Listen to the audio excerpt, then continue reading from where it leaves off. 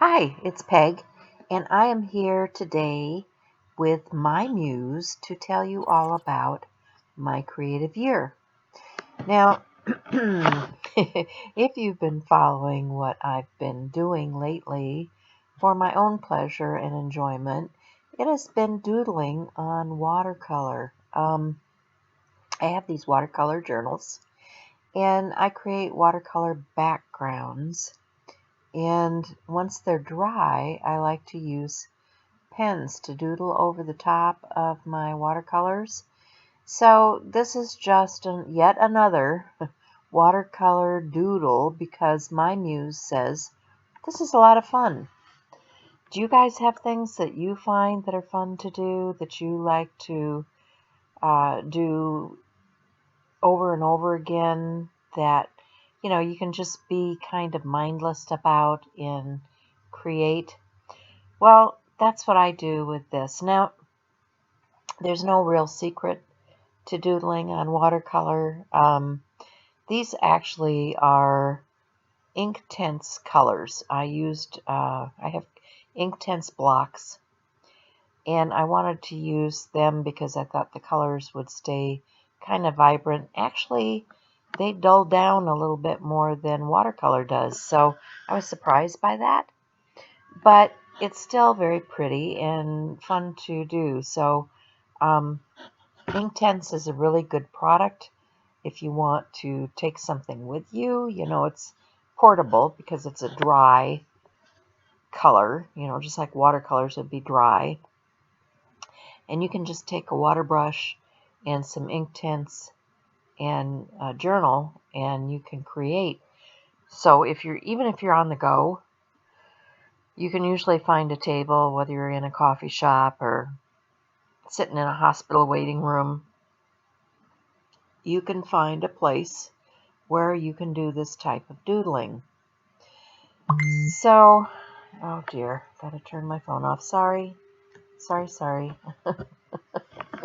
There's always something, right? Where were we? Okay. So, I have difficulty with the very fine lines of pens. This is about a 0.3, I think. And even with that, I like to go over and over my lines because I like to have a little bit of shading and shadowing, and it's doodling.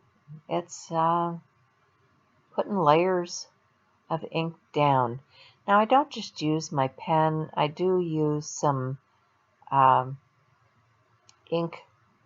I've got some, what is it, Speedball ink in a jar that I like to use.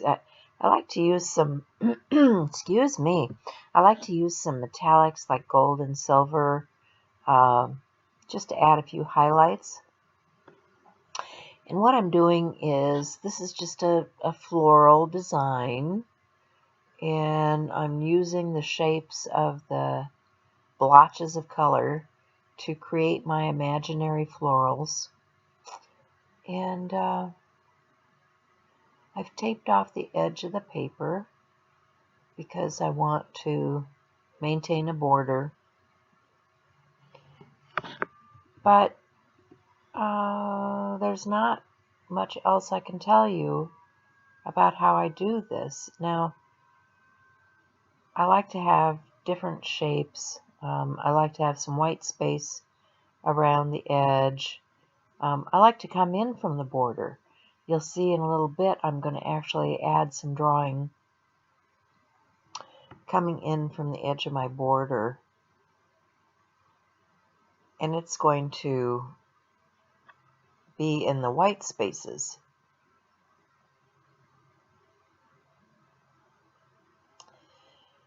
So if you don't know about my creative year, it's a Facebook group. We've done this for several years. This is for 2019. And not sure what they're going to be doing in the next year. So check out the Facebook group because, you may want to get ahead of the game and check it out and see what they're doing in 2020. I will not be a permanent instructor in 2020 just because my husband has been very ill and we have other things that we need to take care of. So I may pop in from time to time just as a guest instructor or, sharing my thoughts with the group, but I won't be instructing in the group next year. So my best wishes go to all of the people who will be doing that because it's a big obligation and one that you can't really take lightly. And I hope that I've done my service for 2019 some justice by the things that I've presented in the group. I hope that you too will go and look at all of the links that have been shared in that group because there's a lot of instructional videos out there from the different people who have created for you and very good information. If you're just starting to learn about journaling or about junk journaling or about anything, check it out. So I'll see you again next time, guys, and bye for now.